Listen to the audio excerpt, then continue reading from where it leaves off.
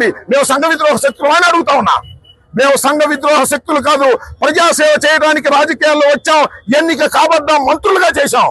మా మీద కేసులు పెట్టి మమ్మల్ని అణచాలని ప్రయత్నం చేసే లోకేష్ కి, చంద్రబాబుకి బుద్ధి చెప్పి తీరుతాం రాబోయే కాలంలో మనం చేస్తున్నా. ఎంతసేపు పట్టిద్దండి? కాలం గిర్రని తిరిగి వచ్చేసింది. ఓ సంవత్సరం అయిపోయింది, ఇక 3 సంవత్సరాలేగా, మధ్య ఇంకో సంవత్సరం ఎలక్షన్లేగా. కాబట్టి కాలం గిర్రని తిరిగి వస్తుంది.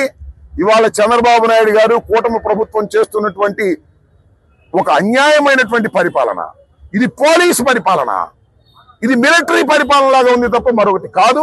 వీటన్నిటినీ ధైర్యంగా ఎదుర్కొంటామని కూడా మనవి చేస్తున్నా. రెంటపాళ్ళ జగన్మోహన్ రెడ్డి గారు వస్తే ఇన్ని 100 మంది మీద కేసు పెడతారని నాకు అర్థం కాలేదు. రెడీగా ఉన్నాం మేము, ప్రతి వాయిదాకు వస్తాం.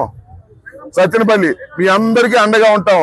103 పెట్టారు, 113 మందిని పెట్టారు, ఇంకా కొంతమందిని కూడా పెడతారు. ఇప్పుడు 7 పెట్టారు, ఇంకా కొంతమందిని పెడతారు. భార్గవ్ దీనిలో ఉన్నాడు, అప్పిరెడ్డి దీనిలో ఉన్నాడు, మేడం గారు దీనిలో ఉన్నారు. అందరు బోల్డ్ మంది నాయకులందరినీ దీనిలో పెట్టారు. రోజు వాయిదాకి వస్తాం, మిమ్మల్ని అందరినీ కలుసుకుంటాం, మీకు ధైర్యం చెబుతాం. మీరు మాకు ధైర్యం, మేము మీకు ధైర్యం. కలిసికట్టుగా ముందుకు వెళదాం. ఈ దుష్ట పరిపాలన అంతం చేసేందుకు ఇవాళ నుంచి సమిష్టిగా కృషి చేద్దామని ఈ సందర్భంగా నేను చెప్పదలుచుకున్నాను.